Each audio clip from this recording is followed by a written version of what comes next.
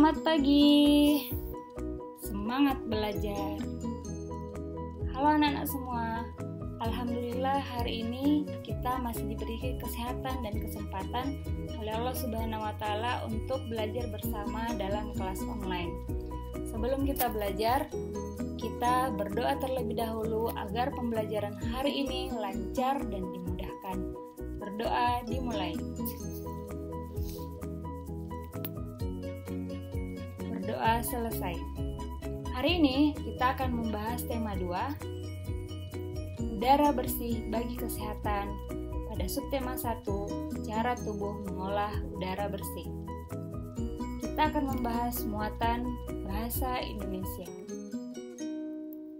Dalam kehidupan sehari-hari, kalian sering mendengar pertanyaan yang menggunakan kata tanya apa, siapa, kapan, di mana, bagaimana, dan mengapa.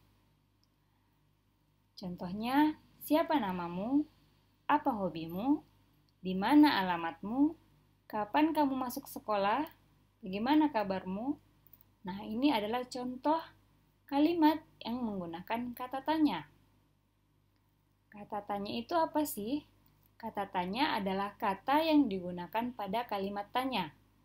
Ciri kalimat tanya, yang pertama, diawali dengan kata tanya. Kata tanya itu yang mencakup yang tadi.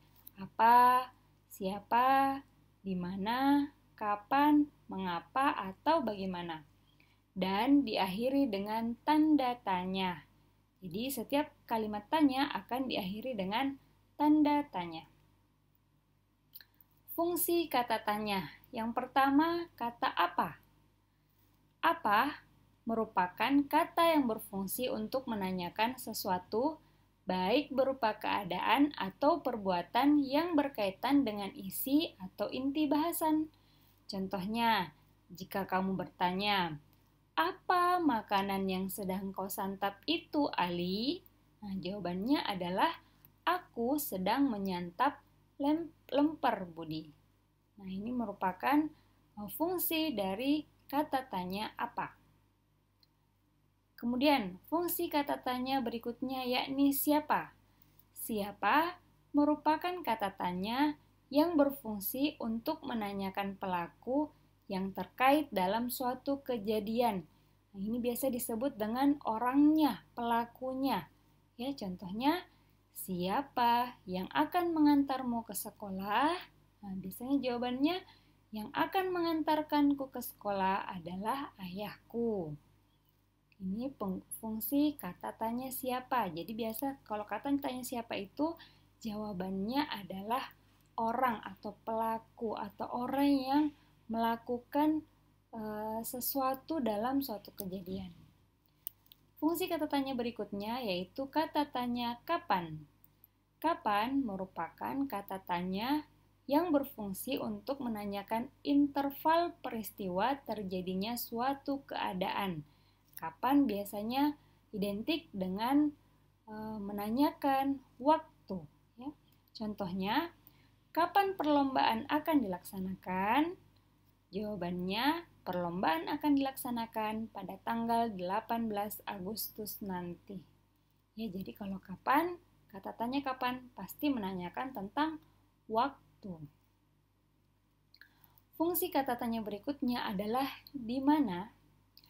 Di mana merupakan kata tanya yang berfungsi untuk menanyakan tempat suatu peristiwa berlangsung, di mana membutuhkan jawaban tempat. Contohnya, di manakah kau membeli buku itu? Aku membelinya di toko buku. Jadi di mana biasanya membutuhkan jawaban berupa tempat, ya, menanyakan tempat suatu peristiwa yang ditanyakan. Fungsi kata tanya berikutnya adalah mengapa.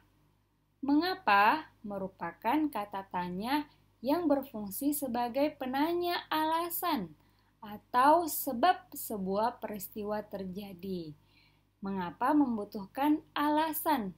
Mengapa sebuah peristiwa terjadi? Contoh, mengapa kau tidak ikut acara perpisahan kemarin?